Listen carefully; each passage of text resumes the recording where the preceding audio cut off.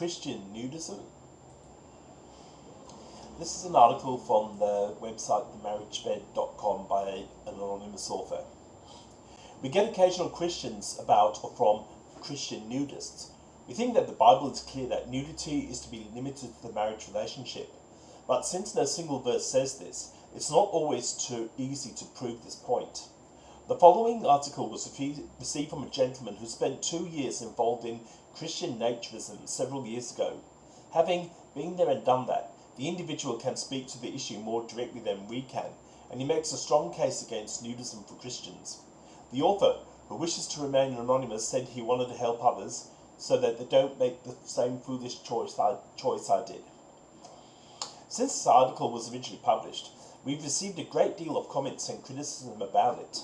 Many have written to say that what the author of this article experienced was not the norm. The author freely admits that this may be the case, as his exposure to nudism, was limited to a small number of groups in one area.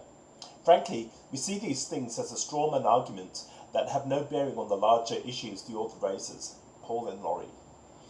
I also agree with you that Christian nudism is not a good idea, but not for the reasons that you give.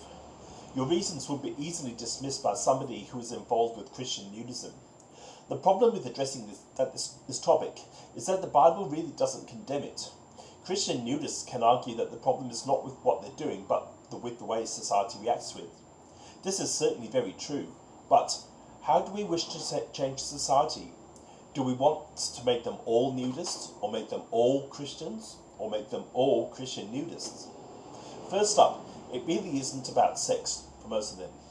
There are some who get interested for the wrong reasons, but they soon get disappointed. Where single men are welcome, they outnumber the women at least 3 to 1, often more, 10 to 1. And the women there are usually a part of the couple. Many places have got quotas to maintain a gender balance. This leads to the first big problem with social nudism in general. It becomes a wedge that drives spouses apart. Almost universally, it is the man who becomes interested in this, and almost universally, it is usually the wife or the girlfriend who is opposed. They even have a name for this. It's called RSS, the Reluctant Spouse Syndrome. Nudists are constantly trying to figure out how to get more women involved. The man may become obsessed with naturism and go without a spouse. This causes many family problems. Many of the women who do participate with their man do not really want to, but they get dragged into it and realize that they could get divorced if they don't go along. I met many naturist men who are on wife number 2 or 3, all because the previous wife refused to get involved. This is the reason that they gave me, not my own opinion. And it's also very important to have a female companion. Even though it's not about sex, you do not want to be a single male. You are then an outsider. You are excluded from many clubs and events. You are treated with suspicion when allowed to participate. When you do get to participate, you are with the many other single men who are off to the side. Many of these men are gay. Most of the couples that are at the club won't let singles in, so all the single guys wind up together where they're welcomed. So, this is the first real problem with Christian nudism, is that it harms marriages. Those involved are so into it that they will deny this point. I speak from experience. I've heard the many stories of family problems, real life stories, not theory. The second big problem is the effect on your Christian witness and ministry. There are 2 types of Christian nudists, those who keep the big secret and those who don't. Let's see what happens to the closet nudists first. They find that they cannot trust the other members of the church. They have to make up excuses for where they went last weekend. They don't invite the church friends to their home. The real friends are their nudist friends. After I became good friends with several Christian nudist couples, I learned that they were using fake names at the clubs and on the internet. When they came to trust me, they told me their real names. The secret keepers have to get their kids involved in keeping the secret as well. They see their Christian brothers and sisters as potential judges. Some of them quit practicing organized religion and just pray to God and read the Bible by themselves. They know that those narrow-minded folks at church would not understand their freedom. And they are correct.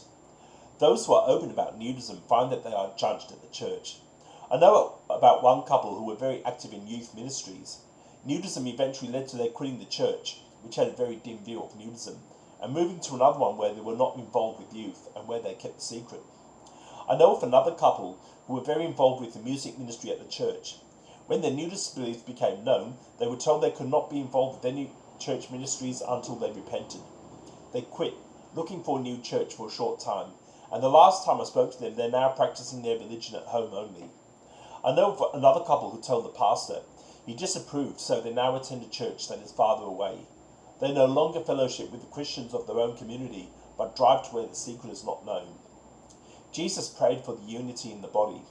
I've seen nudism cause disunity in Christian fellowship and trouble in Christian marriages. St. Paul said to lay aside every weight and hindrance and run the race set before us. Nudism is one of those hindrances. I've heard several Christians tell me how nudism ended their involvement in ministry. Of course, they didn't see there's a problem with nudism, but just as a problem with narrow-minded people who didn't understand how wonderful it was. I've seen nudism wreck a person's witness. You are viewed as a crackpot, and nothing that you say about your faith will be listened to or taken seriously. I could tell you other stories also. I know one woman who was very upset that her young niece, of whom she was very fond of, was no longer allowed to visit them at the home when their extended family found out her husband had become a nudist. I know of another woman whose sister will not visit her after she and her husband became nudists. The breaking up of family ties is not good fruit. Remember earlier when I said that it is not about sex for most nudists? For some of them it is. About 40% of nudists are swingers. This is something that Christian nudists just have to learn to live with. You will get invited to swing if you are part of a couple and you frequent different nudist resorts. You just say no to them and they will leave you alone. But you will be asked. Another 40% of nudists think that the 40% that swing give the whole lifestyle a bad name. These two groups are at odds with each other over the direction that nudism in America should take. But since their overall numbers are so small, they feel that they need to get along with each other. But the idea of acceptance in the nudist world is just nice talk on websites and magazines. The swingers, gays, New Agers and pagans, nudism is sometimes a part of some of their sky-cut religions, and Christians don't like each other, they just tolerate each other. These numbers came from a reader survey in a nudist publication that I subscribe to. There is no Bible verse forbidding nudism, but the actual fruits of it tend to be contrary to biblical teaching. This is why I left the lifestyle. I'm now happy, honest and open with my Christian friends at my local church and involved in a teaching ministry. Nudism offered me freedom bound to secrecy, but I have found telling the truth to be a much better freedom. Please do not use my name if you decide to use any of this writing. I've moved on and put this in the past. I only write in the hope of helping others who are being seduced by Christian nudist websites.